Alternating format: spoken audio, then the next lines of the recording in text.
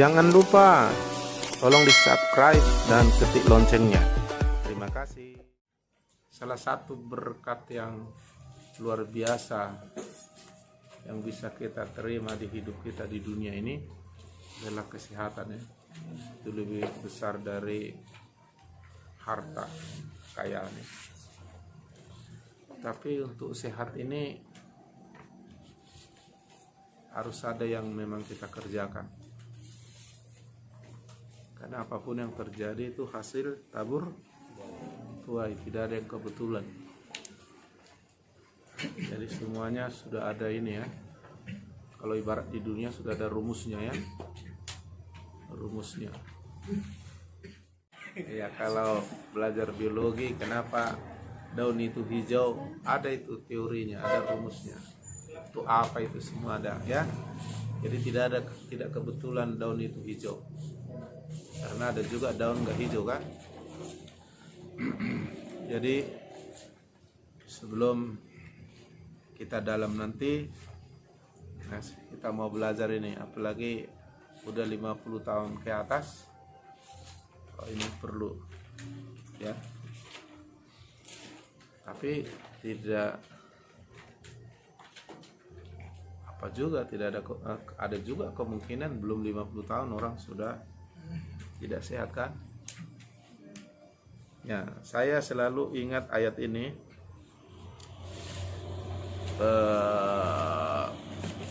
Mazmur 107 ayat 17. Ada orang-orang menjadi sakit, gak semua memang ya, tapi ada orang menjadi oleh sebab kelakuan mereka yang berdosa. Jadi oleh karena berbuat dosa, tapi juga dikatakan dan sisa oleh sebab kesalahan-kesalahan. Jadi ada dua faktor, dosa dan kesalahan. Ya dosa itu sudah pasti kesalahan, tapi kesalahan ini bisa belum dosa tapi bisa jadi dosa kan. Kau pijak paku itu bukan dosa tapi kesalahan ya kan. Kalau udah sakit, aduh, ayat 18, mereka muak terhadap segala makanan. Waduh, nggak bisa menikmati makanan, padahal capek cari makan ya kan. Dan mereka sudah sampai pada pintu gerbang maut. Waduh, denger itu kalau sudah gitu ya. Lalu Tuhan kasih solusi, maka berseru-serulah mereka kepada Tuhan dalam kesesakan mereka, dan diselamatkannya mereka dari kecemasan mereka. Caranya bagaimana? Ayat 20, disampaikannya firman-Nya dan disembuhkannya mereka. Karena Tuhan selalu melakukan pada seseorang berdasarkan firman yang dimiliki orang itu.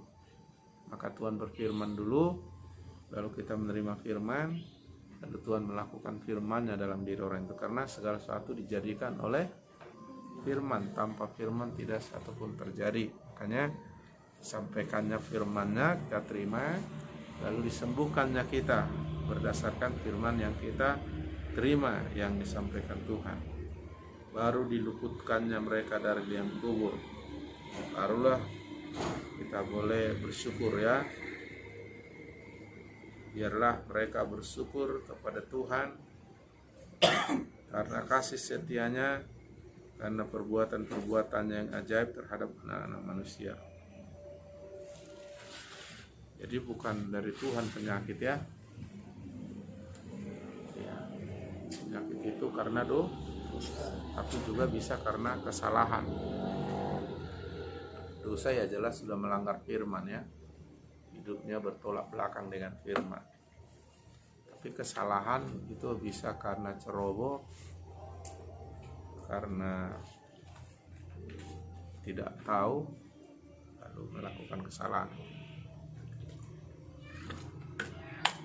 Tapi tetap bisa sakit dan menderita. konsekuensinya mereka muak terhadap makanan, mereka seperti diantar di pintu gerbang maut, ya. Bisa mati memang kan.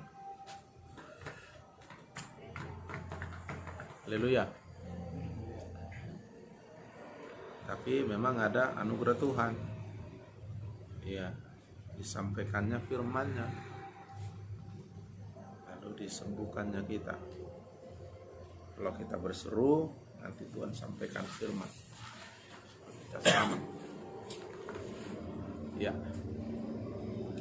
Jadi kalau ada dosa harus diselesaikan dengan bertobat, mohon ampun, ada anugerah pengampunan, ya kan? Sehingga dosa itu tidak mendatangkan maut. Ada kesalahan juga harus dirubah, sehingga ada anugerah Tuhan sembuhkan. Tapi kalau diterusin lagi buat, ya konsekuensinya tetap ada. Karena Tuhan adil. Melakukan firman ada akibatnya, melanggar firman ada akibatnya, berbuat baik ada akibatnya, berbuat salah ada akibatnya. Cuma di dalam Yesus ada konsekuensi kalau kita mau memohon anugerah, bertobat atau memperbaiki kesalahan itu. Ya, seperti itu. Tapi solusinya firman-Nya yang pertama. Ya. Contoh, saya karena tidak tahu sehingga melakukan kesalahan. Berpuluh-puluh tahun minum extra jos, keranting deng, kuku bima dan sebagainya. Bahkan terlalu sering, enak pula waktu itu kan, memang seperti bagus, seperti enak di badan. Rupanya ada zat-zat yang gak bagus kalau terlalu lama. Enggak, dokter ponis ususnya tipis, jadi murah terluka. Jadi sempat dulu saya gak bisa makan nasi yang keras, harus bubur. Daging pasti gak bisa, cabai sudah pasti gak bisa, asam sudah pasti gak bisa. Kalau coba langsung luka, infeksi, tentu sakit. Jadi saya tahu itu dari dokter. Saya pergi, jadi dokter itu membantu kita tahu, karena kita nggak tahu kan, memang dia pelajari itu. Jadi saya perbaikinya sampai apapun perbaikinya, maka saya coba menghindar dari apa yang membuat makin rusak. Misalnya saya berusaha menghindar dari cabai, asam. Nah, tapi Tuhan mulai pulihkan terus, nggak bisa makan daging. Kalaupun makan cabai nggak terlalu banyak sih bisa, asam. Tapi tetap harus dijaga banyak makan berserat dan sebagainya. Nah, itu salah satu contoh. Ya. Nah, itu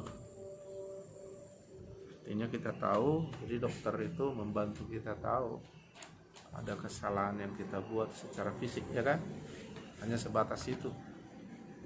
Ya, yang lain ya kita sendiri harus ya melakukan. Amin. Nah, makanya ilmu pengetahuan itu membuat kita tidak atau minim melakukan kesalahan. Ya, tapi jangan hanya tahu, harus dipraktekkan supaya jangan ada kesalahan yang mendatangkan penderita.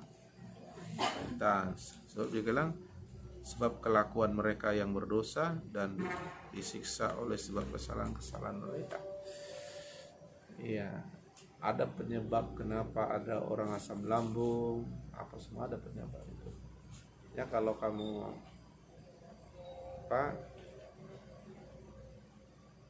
apalah searching lah di Google, tapi dari situs yang apalah yang bertanggung jawab, artinya yang legal, jangan yang nggak legal ya. Kadang-kadang kesalahan itu nanti kan masih dari dokter ahli dan sebagainya, kita kan sudah belajar khusus ya, kita gitu.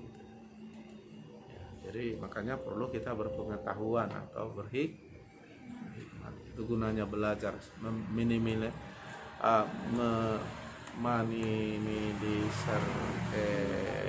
kesalahan, minimalisir. Iya, artinya memperkecil kesalahan. Makanya perlu belajar. Haleluya. Nah, misalnya waktu virus corona menghantam dunia, Indonesia, nah saya pelajari dari ahli virus, dari dokter yang memang bisa kita tahu orang ini memang punya kompeten dalam menyampaikan. Gitu. Makanya di awal virus itu corona, kita kebaktian, tetap bikin kebaktian, tapi kita sudah ajarkan gimana caranya ya, karena virus itu sesuatu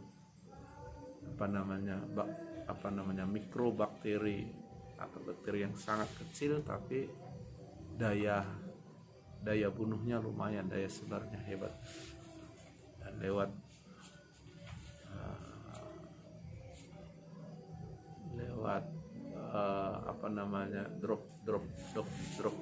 droplet atau cairannya. Ketika orang kena, cairan itu ditebarkan jarak 1,5 meter, bisa orang ya menghirup. Nah, jadi serangannya ke paru-paru dan ke kerongkongan. Kalau dia masuk ke perut nggak ada masalah, masuk ke paru-paru, nyangkut di paru-paru. Makanya jangan nyangkut di kerongkongan, di paru-paru. Minum air panas karena dia seperti lemak. Ya, makanya pakai sabun dia langsung luntur. Lemak kan, kalau sabun kan luntur. Makanya kita minum lemon panas boleh, jahe panas boleh, air hangat boleh. Dia agak dianya. Jangan lama-lama dia paru-paru. Ya, kalau sudah sempat masuk, jangan sampai nyangkut di paru-paru maupun di kerongkongan. Makanya orang luar negeri udah tahu itu, jadi obatnya nggak canggih-canggih pala, itu aja pakai orang obatnya. Nah, karena sifatnya udah tahu kita. Artinya kita sebenarnya lebih pandai dari virus corona kan, cuma orang terlalu iya. Nah, kalaupun kita silap kena, ya asal daya tahan tubuh kita bagus, bisa diperangi dan kita menang. 14 hari kita udah kebal. Tapi perlu dicegah, maka protokol kesehatan. Ya, artinya musuh yang kita kenali, tahu kita mengatasi. Puji Tuhan lah, tidak ada yang kena mati karena itu ya. Nah, jadi nggak boleh juga kita melakukan kesalahan kan. Udah kita nggak sehat, sosok nggak prokes, jaga kesehatan, malah berinteraksi dengan orang, ya kesalahan kena. Tak ada itu katanya, memang adanya. Tak ada, orang udah puluhan juta orang mati, nggak ada, ada ya kan? Cuma kita anak Tuhan nggak boleh gitu. Musuh itu tetap ada. Iblis pun musuh, virus ini musuh, virus itu banyak kali musuh kehidupan yang mau menggagalkan kita atau mau membunuh kita. Maka berjaga-jaga, berdoa. Yang jelas kita belajar dari Tuhan, kita belajar ilmu pengetahuan yang benar, supaya kita jangan melakukan kesalahan atau melakukan dosa. Intinya kalau daya tahan tubuh kita kuat, gak mempan penyakit sama kita. Tapi untuk menjadi tubuh kuat, nah, kan ada yang harus kita lakukan. Ya. Misalnya saya perhatikan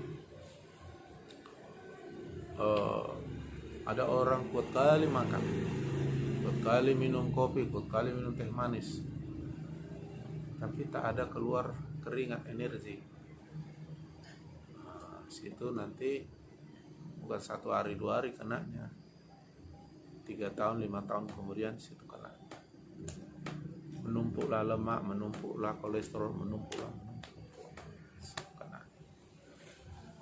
Ya, jadi kalau ada keseimbangan, kuat makan tapi energi keluar. Jadi pegawai negeri kenanya di situ, begitu pensiun tenang-tenang normal makan, normal minum, menumpuklah semua. Kena lah dia. Nah, gula lah ini.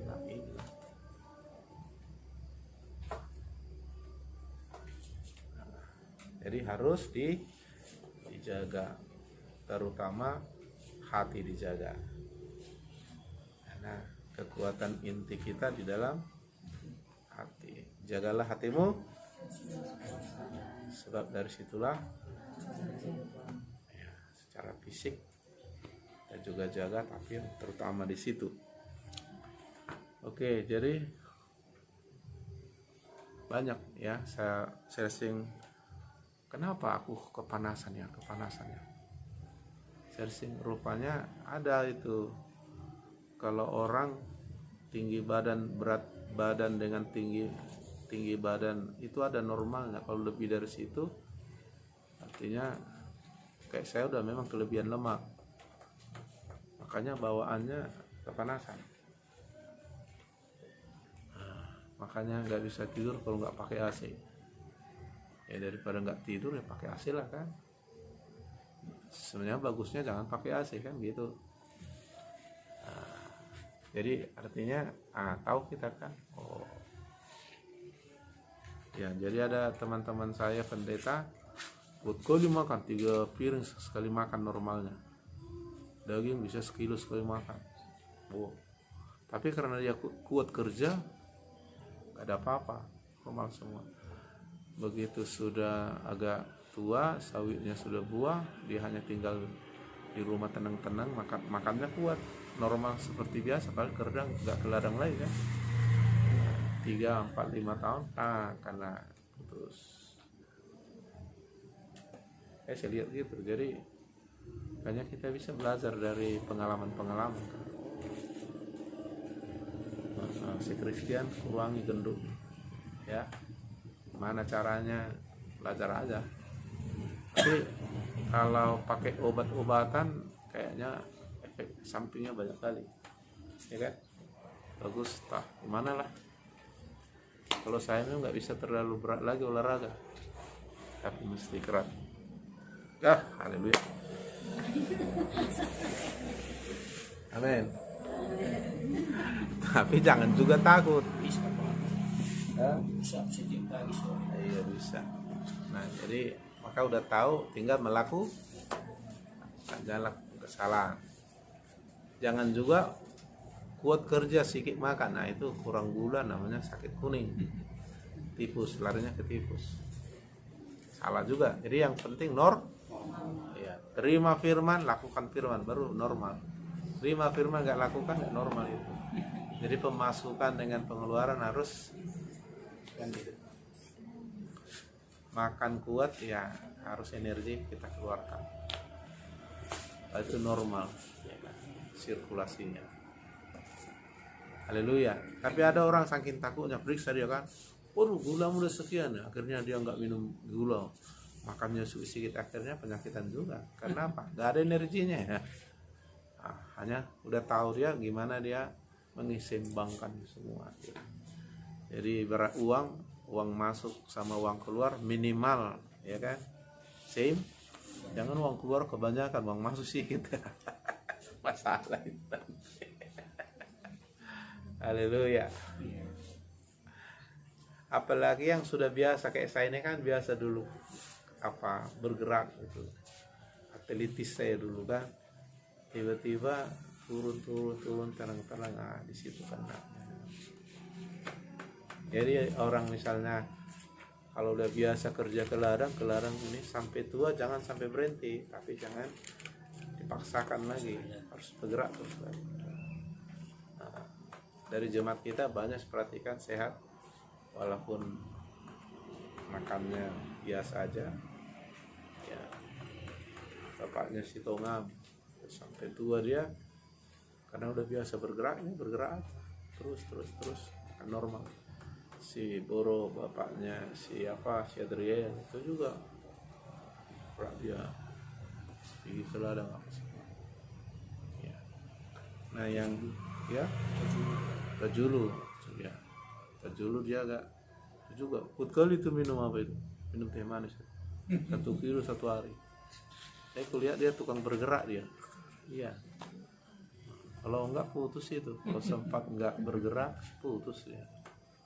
Iya. Jadi selama kita ada keluar keringat bergerak itu normal. Garam, nasi,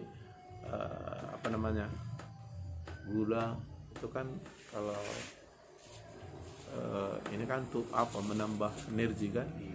Nah kalau nggak digunakan numpuk dia, itu yang bahaya.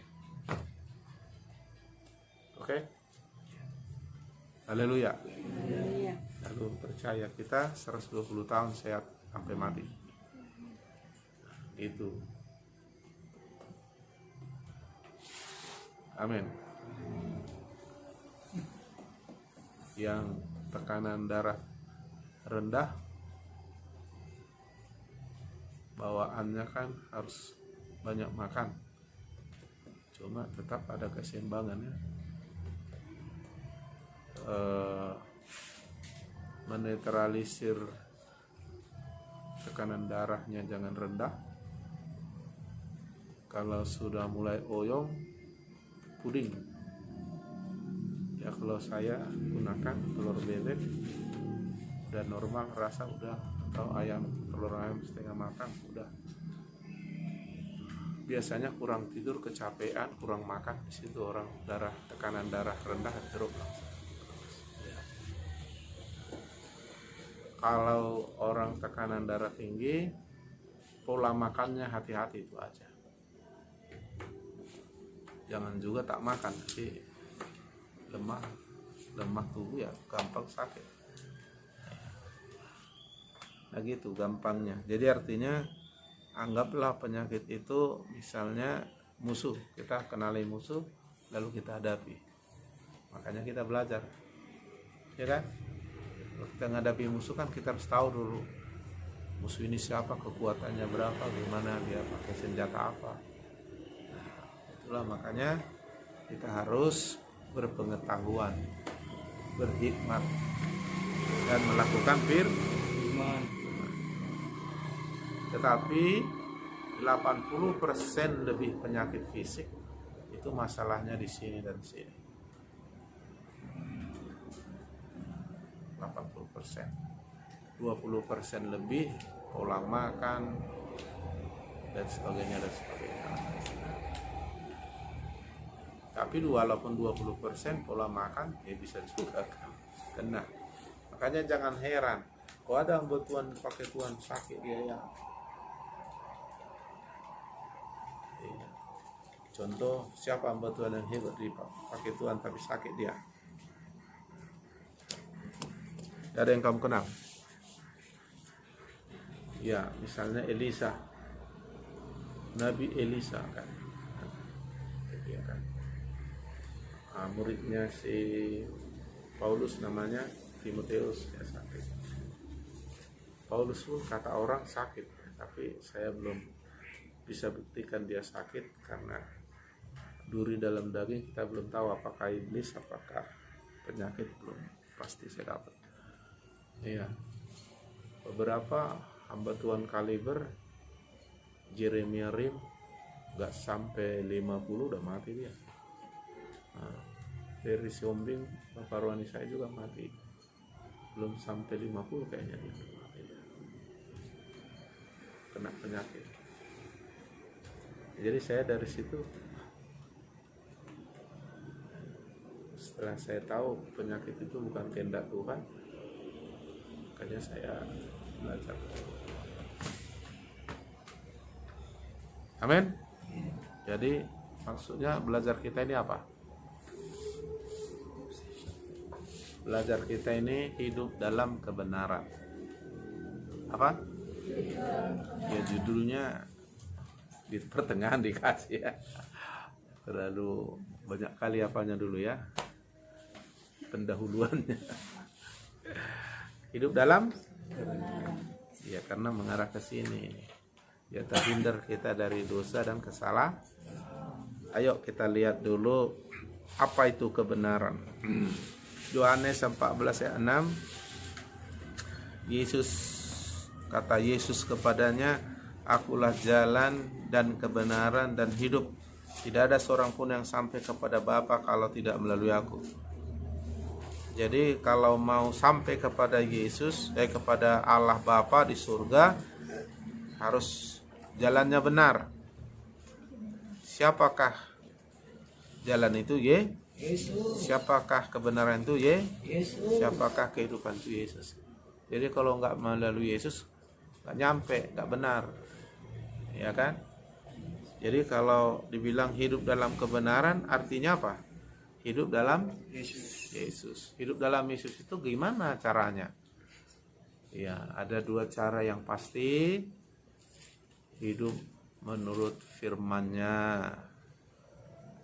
Ya, yang kedua terus berkomunikasi dengan Tuhan lewat doa.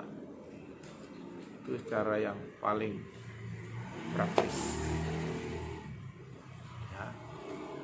Jadi kalau nggak hidup dalam doa, ya itu nggak hidup dalam kebenaran. Nggak hidup dalam firman, ya nggak hidup dalam kebenaran.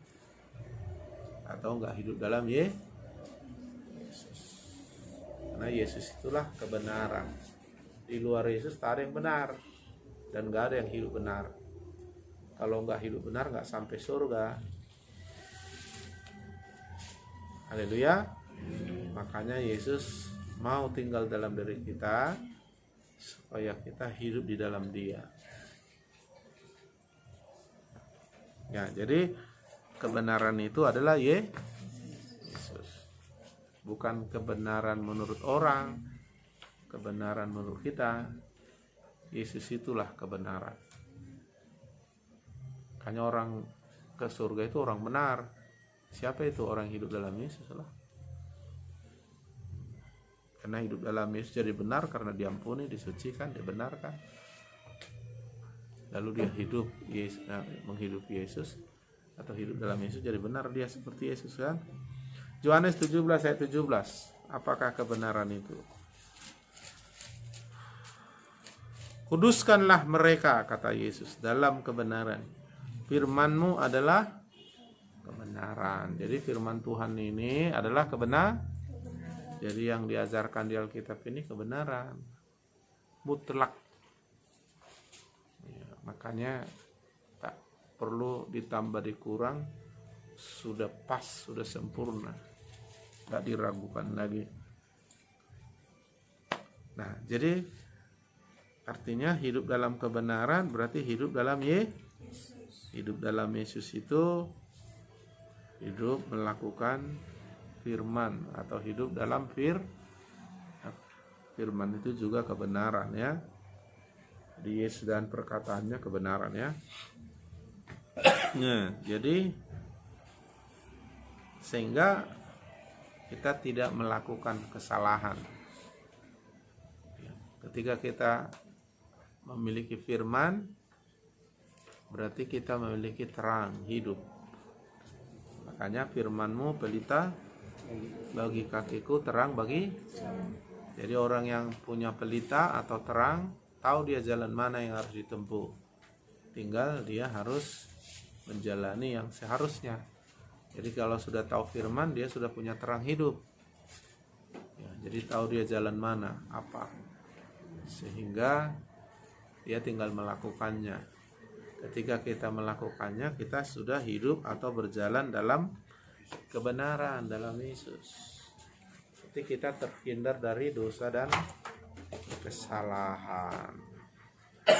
Siapapun melakukan firman, mentaati firman, pasti tidak salah lagi, tidak melanggar firman ya. Begitu ya. Jadi bukan benar menurut kita, tapi kebenaran itu adalah Yesus dan apa yang dikatakannya. Kalau kita hidupi itu, berarti kita sudah hidup dalam kebenaran. Kenapa berdoa saya masukkan adalah cara kita hidup dalam Yesus? Karena orang yang hidup dalam Yesus harus terus terkonek dengan Tuhan lewat doa. Ya, makanya kita aja pun kok kayak yang di WA group itu nampak itu orang yang terkonek dengan tidak nampak, karena komunikasi tadi dengan Tuhan pun begitu ya kan. Ya, jadi kalau kita nggak berdoa nanti kita tidak terhubung, tidak mengandalkan Tuhan nanti. Jadi bukti orang tidak mengandalkan Tuhan, nggak mau dia berdoa. Jadi harus doa dan kebenaran, doa dan tindakan itu harus seimbang, ya kan? Hanya ada istilah alright labo, bekerja sambil berdoa. Gitu ya, jadi ada keseimbangan ya. Jadi apakah kebenaran itu? Yesus dan firman. Bagaimana caranya kita hidup dalam kebenaran? Hidup dalam Yesus atau hidup dalam firman-Nya. Jadi kita terhindar dari dosa dan kesalahan. Jadi kita jadi gak sakit, gak menderita. Iya kan? Iya kan? Yohanes 8 ayat 31 dan 32.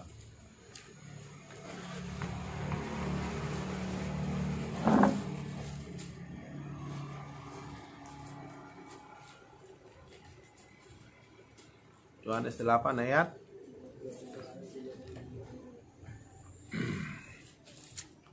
Maka katanya kepada orang-orang Yahudi yang percaya kepadanya. Sekarang sama kita lah, ya. Waktu itu dia ngomong sama orang Yahudi, sekarang ngomong sama kita dia ya. Yang percaya pada Tuhan, ya kan? Apa dibilangnya? Jikalau kamu tetap dalam firman-Ku, jikalau kamu hidup dalam firman-Ku, kamu benar-benar adalah murid-Ku.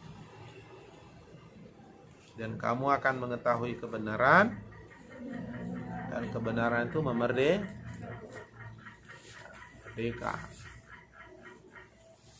Tidak melakukan kesalahan, dosa.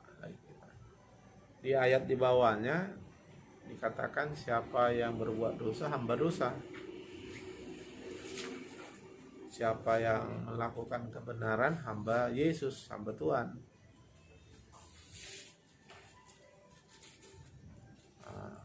Kita melakukan dosa, hamba dosa kita. Artinya dosa lebih berkuasa kepada kita.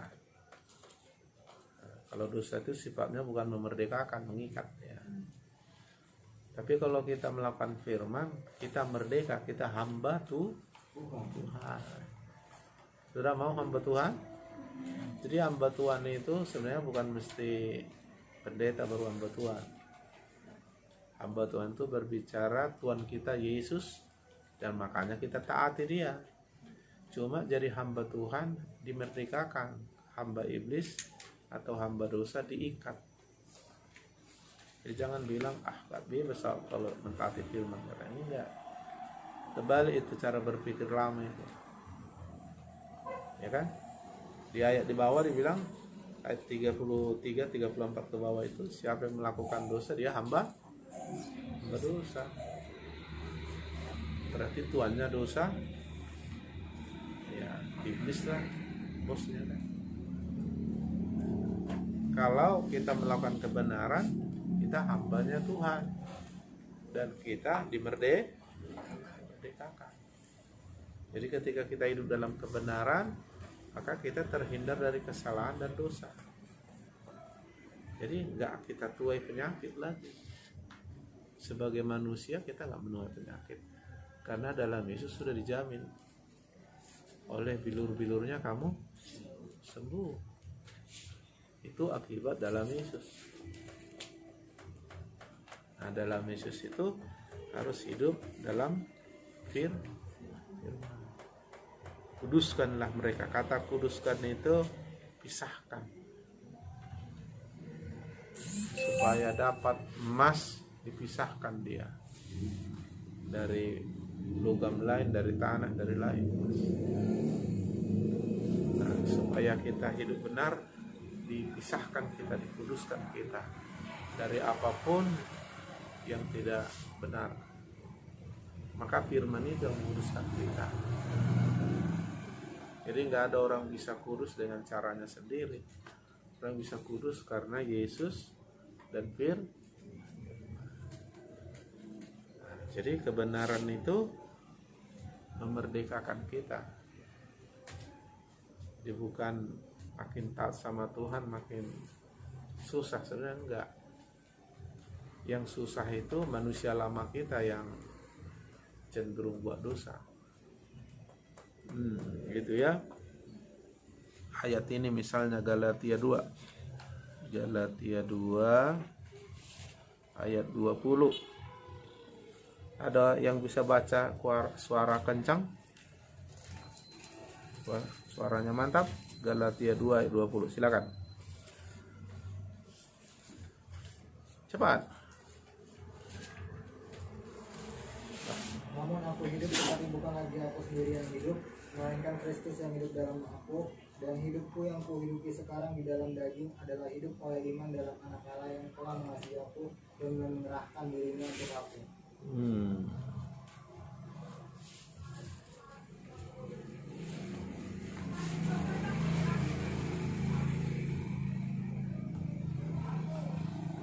Jadi namun aku hidup, tetapi bukan lagi aku yang hidup. Artinya bukan lagi aku yang hidup ini, kalau dalam bahasa aslinya disebut namun aku hidup, sudah kusalibkan hidupku, atau aku sudah mematikan, ya, menyalibkan. Melainkan Kristus yang hidup dalam aku, dan hidupku yang kuhidupi sekarang di dalam daging, di dalam aku sudah menyalibkan daging, adalah hidup oleh iman. Jadi aku udah matikan diriku. Kalaupun aku hidup, aku sudah matikan diriku, sudah salibkan diriku, melainkan Kristus sekarang yang hidup dalam aku.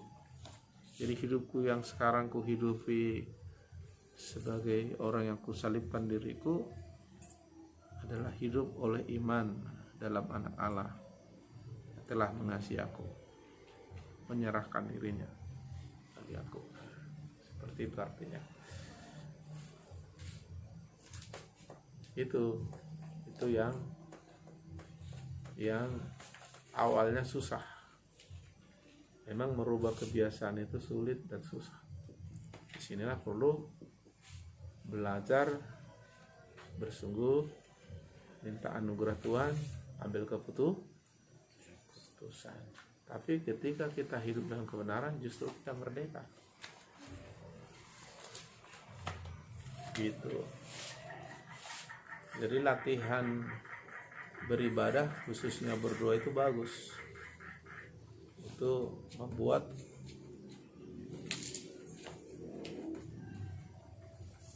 kita menyalibkan diri.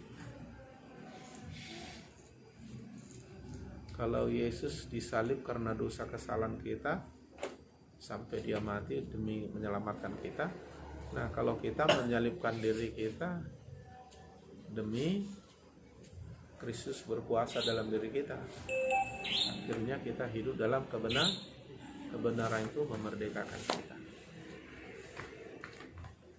Seperti itu ya. Jadi terhindar kita dari kesalahan dan dosa. Maka firman itulah kebenaran. Yesuslah kebenaran. Nah, maka kita menerima Yesus, lalu kita hidup dalam Yesus dengan perkataannya, ya. Teruslah seperti itu, dampaknya nanti hebat.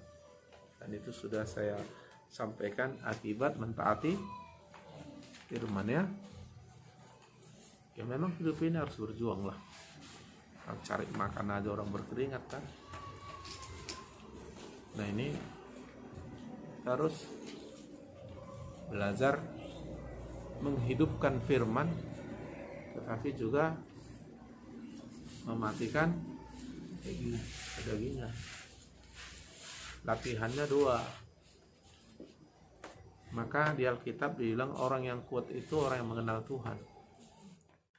Daniel pasal 11 ya, ayat 32 ya.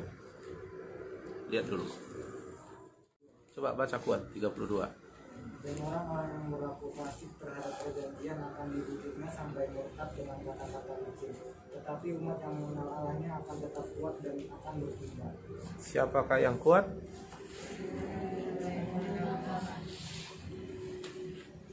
Mengenal Allah ini otomatis ini atau diusahakan? Ya? Begitu lahir mengenal Tuhan gitu. Enggak kan?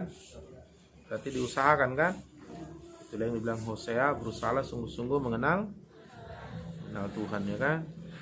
Maka dia datang seperti fajar, seperti hujan. Jadi kita mengenal dia lewat Yesus. Nah, dia datang lalu kita menerimanya lewat iman melalui Roh Kudus ketika kita berdoa, melalui firman-Nya.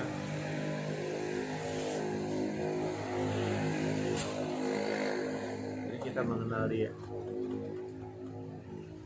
Makanya orang kuat itu berhubungan dengan doanya, berhubung dengan melakukan firman. Nah, tanpa doa, tanpa tahu melakukan firman, nggak kenal Tuhan.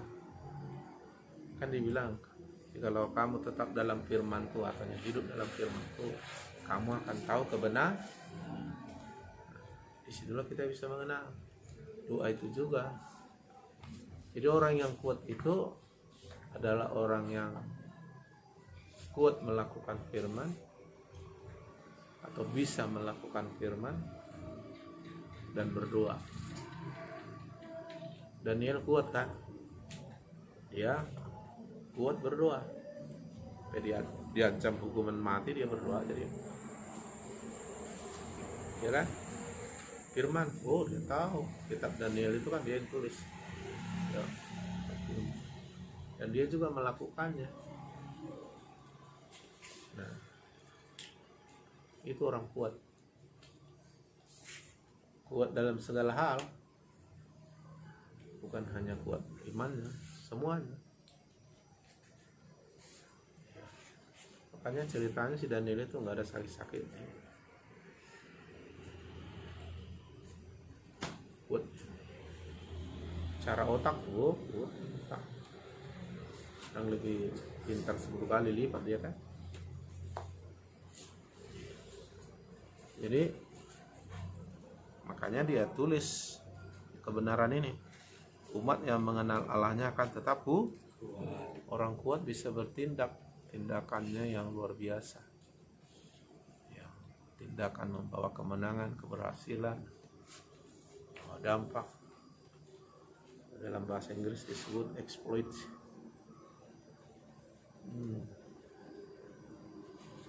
Itu kuat.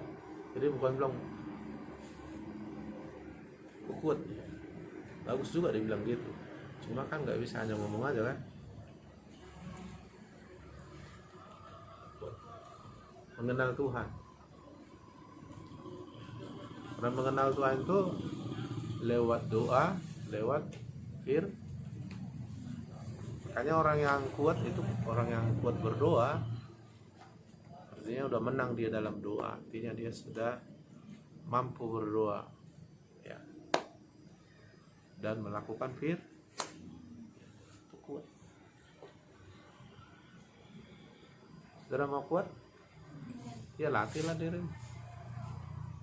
Olahraga aja pun perlu dilatih kan? Kuat stamina kan. Ya latihan badani ada guna tapi tapi latihan ibadah katanya berguna dalam latihan melakukan firman, latihan berjalan dengan iman, latihan berdoa. Pelatihan kita udah banyak sih di sini. Ya, termasuklah 2 puasa kan. Nah, cuma saudara nggak kuat berdoa kan, kayaknya nggak kuat. Bisa nggak saudara lari langsung 10 km? Nggak bisa. Tapi kalau dilatih bisa. Mungkin latihannya disiplin dengan langkah-langkah yang benar. Nanti 2 bulan 3 bulan akan datang bisa 10 km. Ya kalau saudara paksakan lari sampai tapi mati di tempat, karena nggak siap jantung kan. Jadi semua perlu latih. Ada istilah olahraga pemanasan dulu. Hanya doa. Nah, itu udah melakukan kebenaran. 2 itu melakukan kebenaran. Tuhan yang perintahkan kan. Berjaga-jaga, berdoa. Supaya apa? Jangan jatuh ke dalam. Kenapa orang yang berdoa itu jadi kuat dia nanti? Karena dia terhubung dengan Tuhan. Beratnya dia dicas dia kan. Kayak kita udah logat charger dia. Karena dia terhubung dengan sumber Allah, sumbernya dari doa itu. Apalagi sampai bisa doa sangat mesra dengan Tuhan, menikmati hadirat. Wah itu udah kuat itu. Kayak Musa lah. Musa itu bisa ngobrol berdoa sama Tuhan 40 hari 40 malam di atas gunung. Dingin itu kalau malam itu. Umurnya waktu 80 tahun. Masih ngobrol sampai Tuhan tulis 2 loh batu 10 hukum Taurat itu kan. Pakai jar itu kan.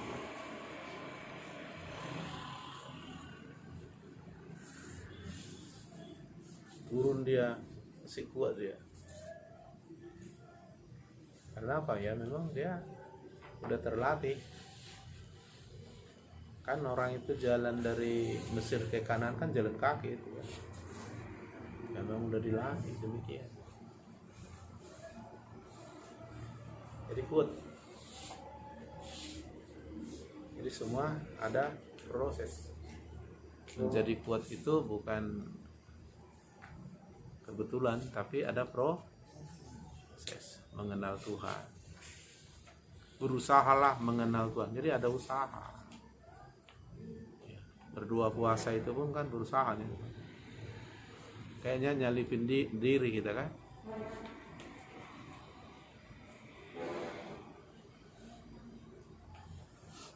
Haleluya. Latihlah 2 saat teduh, baca kitab, renungi, belajar melakukan. Nah buktinya nanti kita kuat, kita bijak, kita punya hikmat menghadapi masalah. Karena dalam akibat melakukan firman atau mengerti firman, kita jadi berhikmat. Hikmat itu kan bisa menguraikan masalah dan mencari solusi kan.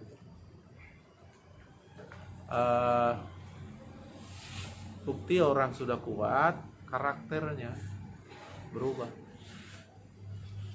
Dari murah tersinggung, dari murah tersungging.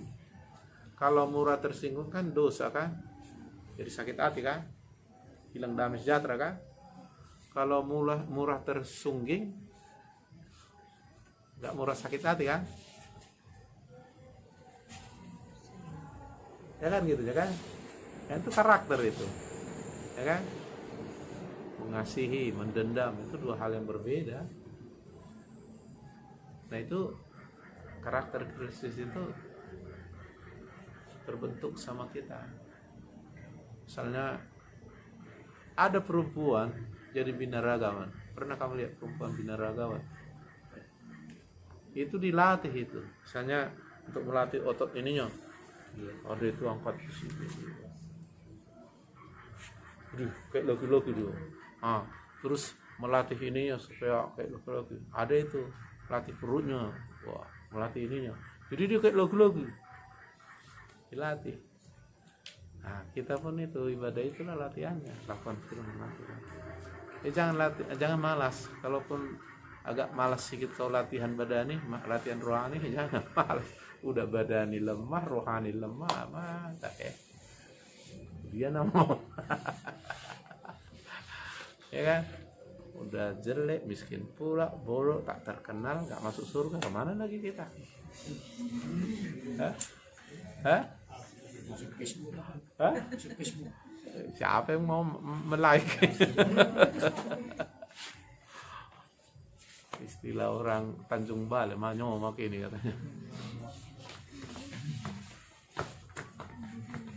Amin. Bisa? Ya, supaya nanti kalau udah kita kuat, kita bisa menguat, bukan pura-pura kuat. Kayak yang dulu kita udah menguatkan dari HC. Ini kaum muda kayaknya pergi lagi nih kita nanti kaum muda menguatkan di Gambangan dan di Padang Halaban. Ajari orang itu pula yang sudah kita bangun, ya kan?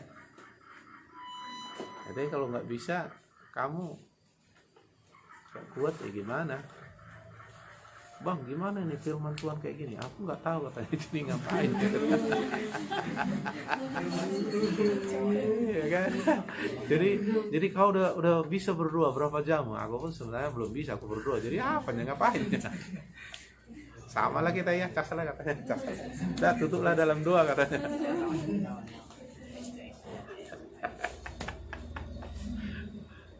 Jadi kalau sudah kuat, orang lihat kan, wih.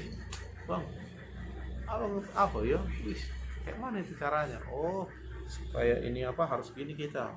Iya juga yuk. Jadi abang bisa ngangkat berapa kilo? 100 kilo gampang saya. Iya, aku jalan 500 meter udah ngos-ngosan. Ini harus begini. Ajari. Nah, di dalam Tuhan ajari gimana kita mendapat kekuatan lewat doa, lewat firman, perenungan, lakukan, ya kan? Ya orang kan pingin kan, dia terinspirasi dia untuk melakukan hal yang sama.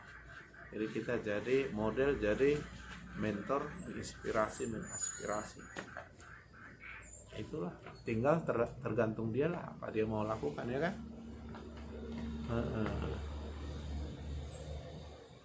Ya, jadi kalau orang-orang kuat itu ada dulu waktu saya baru bertobat, belajar saya dengan hamba Tuhan yang kuat, terkuat sedunia secara rohani, tapi secara fisik pun dia kuat. Jadi dia menginjil, naik gunung turun gunung, kadang-kadang salju, tahan dia.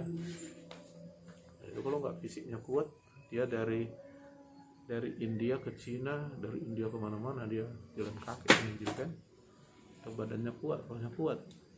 Dia sering kali berpuasa total 40 hari. Gak makan, gak minum. Sadhu Sundar Singh. Bukan sekali-sekali, sering kali. Yang khawatir adalah murid-muridnya. Jangan nanti mati nih gitu.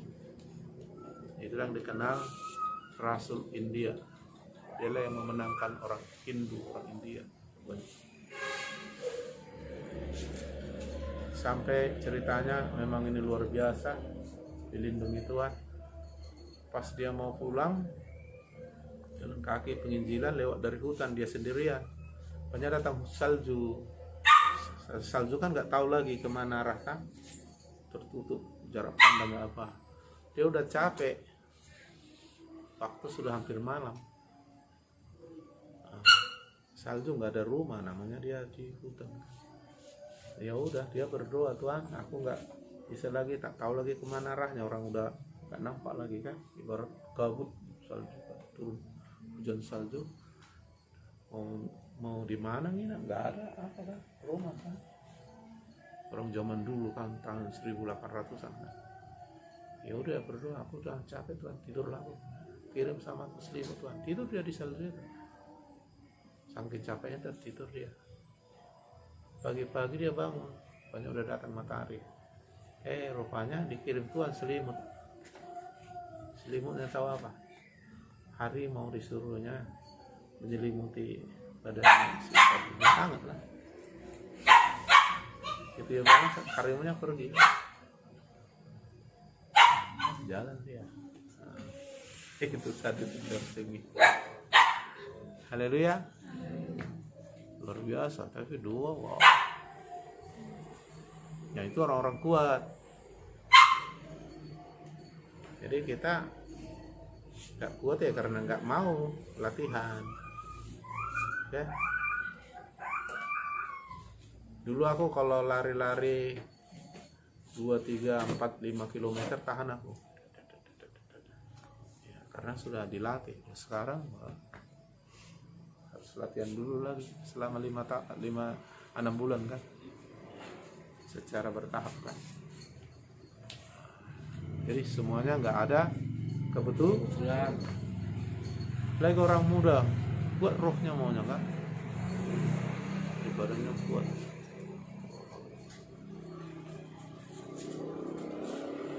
Jadi prajurit Kristus ya, angkat.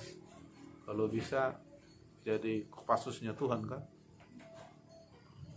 tentara khususnya. Medan-medan yang agak sulit, nah inilah yang diandalkan nanti. Iya, jangan kuat yang lain. Ini dulu kita bangun, kuat roh, kuat fisik, ya kan?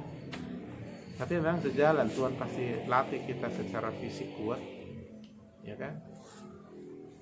Nah, kalau sudah kita hidup dalam kebenaran, nah sini pola makan kita pun apa kita udah jadi kita ikuti semua nanti. Nah gimana pun hal-hal detail nanti diberitahu Tuhan sama kita. Terus tahu. Saya saja sampai akhirnya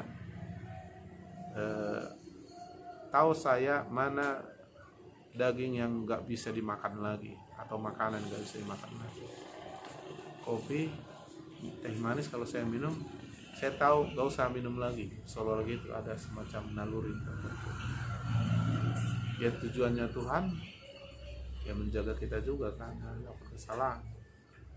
Nah jadi kalau kita nggak mau bandel aja terus ya itu kena kita kan. Nah sampai detail-detailnya nanti Tuhan ajari.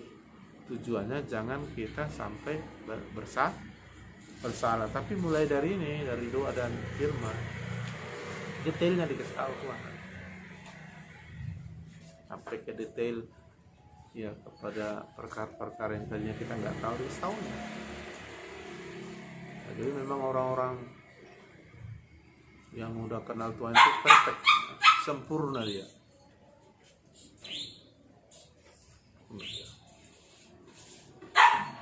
Makanya jadi sempurna kita nanti kalau udah melatih melakukan firman.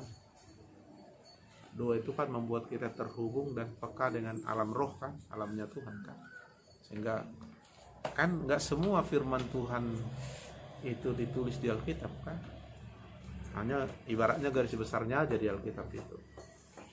Nah, untuk menjelaskan detailnya itu, nah itulah nanti waktu kita berdoa ada kepekaan. Roh Kudus beritahu detailnya. Kalau ditulis semua firman, dunia ini nggak sanggup menampung itu. Yang di Alkitab ini kan garis-garis besarnya. Misalnya carilah dulu kerajaan Allah. Ya, kayak mana itu mencarinya? Apa itu kerajaan Allah? Kan banyak penjabarannya. Nah, makanya Roh Kudus nanti mengajar detailnya. Ya gitu juga udah tahu kita kebenaran ini, nanti detailnya diajar Tuhan. Jadi kita nggak bertanya lagi, Tuhan apakah kehendak Tuhan ini, nggak gitu-gitu lagi. Detail kita tahu sampai sekecil-kecil. Makanya sampai diajari minum, makan, semua detailnya. Jadi semua yang terekam di alam bawah sadar itu membentuk kita itu. Hati-hati kamu. Kalau alam sadar ini masih bisa diapakan? oh ini jangan. Kalau alam bawah sadar terekam, udah. Pembentukan karakter kita itu kalau sesuatu informasi, sesuatu hal terekam di alam bawah sadar, itu yang bahaya. Itu yang bahaya. Makanya orang yang sudah main game online itu terekam di alam bawah sadarnya itu. Iya, terekam. Mimpinya pun main gamenya gitu.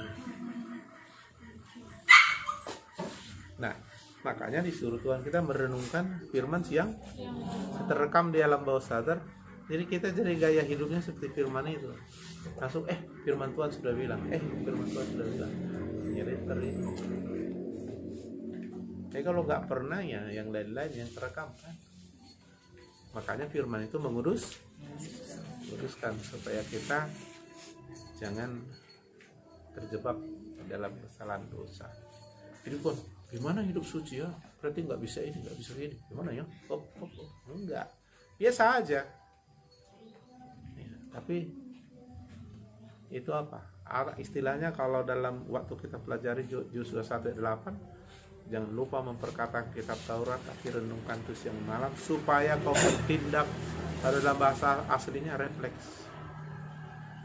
Bertindak hati-hati itu refleks. Nah, refleksi itu terjadi kalau sesuatu informasi terekam bagus di alam bawah sadar. Refleksi itu yang nggak dibuat-buat ya, tapi itu terjadi karena sudah terekam. Kayak saya dulu belajar bela diri, saya dalami sekali bela diri kan. Wah, latihannya, geraknya, ininya, artinya ini, gerak sering latihan. Jadi pelajaran itu secara sadar saya bisa di alam bawah sadar terekam. Jadi bisa secara refleks kita lagi tidur, ada orang dekati kita, bisa kita pasang jurus itu. Gitu. Gak dibuat-buat gitu. Misalnya ada orang mau pukul kita dari belakang, gak kita tahu, tapi ada refleks namanya. Tak, gerakannya terus kena aja gitu. Itu dari mana itu? Padahal otak belum berpikir itu, tapi itu kan. Ya, firman itu pun gitu, jadi refleks. Ya. Kayak orang kan datang kucing langsung cakap kotor dia kan, cakap kotor dia kan refleks itu. Iya, tapi kalau orang udah di dalam Tuhan refleksnya beda. Haleluya, atau dalam nama Yesus, nggak dibuat-buat. Karena ada orang cakap kotor ya kan. Tak apa-apa lidahnya kan. Nah, karena belum tersimpan di alam bawah sadarnya. Ya, makanya merenungkan Tuhan itu bagus sekali. Jadi kamu kalau sering mimpi dikejar-kejar hantu atau apa yang jelek-jelek, karena belum sering kamu renungi firman. Ini mimpinya ya kayak gitu. Apalagi sering merenungin nonton film horor kan. Mimpinya pun jadi datanglah kuntilanak. Karena apa? Iya. Jadi mimpi itu maksudnya otak sadar kita kan berhenti tidur. Nah, bawah sadar ini yang mulai bekerja, berpikir dia gitu. Dibawanya kita di alam tidak sadar, seolah-olah kejadiannya kita lagi jalan sebagainya. Nah, jadi merenungkan firman siang malam itu bagus sampai terekam di sadar, bawah sadar, tidak sadar. Ini refleks dia. Firman tuh jadi dilakukan. Begitu ada firman Tuhan bilang gini ya. Gitu. Jadi bukan yang kayak diatur. Ini nggak boleh. Ini nggak boleh. Aduh, gimana ya? Jadi kaku dia kan. Bukan. Jadi anak Tuhan yang hidup dalam Tuhan paling bebas sebenarnya, karena kebenaran nomor. Nah, orang nggak hidup dalam kebenaran takut dia. Jangan-jangan ada virus corona sih. Jangan-jangan. Semua di sini ada. Takut dia. Nah, kalau kita apalagi sudah peka, ada aja Roh Kudus kasih sinyal kan. Karena supranatural dan natural itu apa namanya, terkonek dengan kita. Kadang-kadang kita supranatural juga hidup ini kan, hidup dengan iman kan supranatural itu kan. Cara memandang kita udah supranatural. Dari mana kau tahu masa depanmu cerah? Ya, karena udah kita lihat secara supranatural. Melalui firman, melalui pandi-pandian kau dari mana? Itu kan. Orang itu kan natural aja kan. Kalau natural setelah dilihat, dibuktikan baru percaya. Kalau kita enggak. Sebelum terjadi kita sudah percaya. Buktikanlah nanti secara natural. Itu. Hidup dalam. Oke? Jadi latih ya. Jadi orang kuat itu siapa? Ini orang mengenal Allah itu bagaimana itu caranya? Rajin kebaktian. Hah? Tanda-tanda orang kuat dalam Tuhan itu kita lihat apa yang dilakukannya.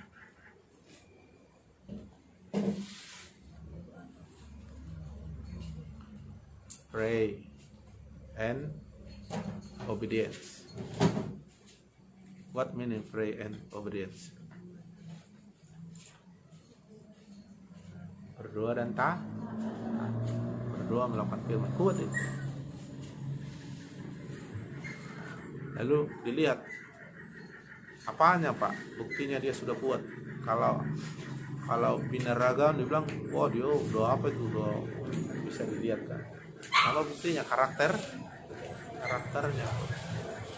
Karakter kita amburadul yang kebiasaan lama kan lemah itu kan. Kalau karakter Kristus, oh buat itu tak terkalahkan, ya kan? Doanya, ya kan? Lakukan firman. Jadi sampai lakukan firman berkuat kamu, sampai doa gitu. Kalau bisa ada yang mencapai seperti Musa 40 hari 2 puasa, puji Tuhan.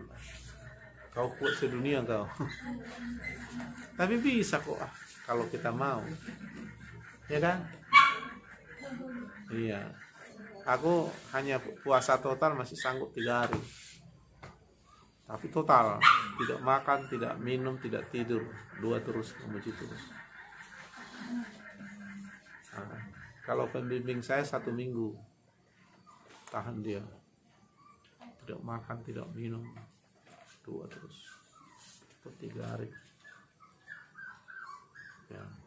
Nah itu latih kekuatannya. Jangan dimanjakan terus dagingnya itu ya. Haleluya. Apalagi kamu muda masih bisa, masih tahan berlutut 2 jam, ya kan?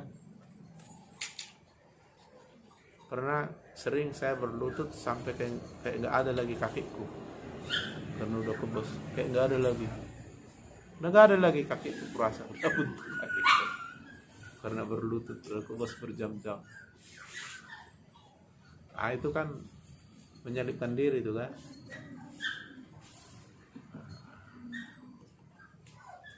Mau kuat? Jangan loyo-loyo. Ayo kita doa.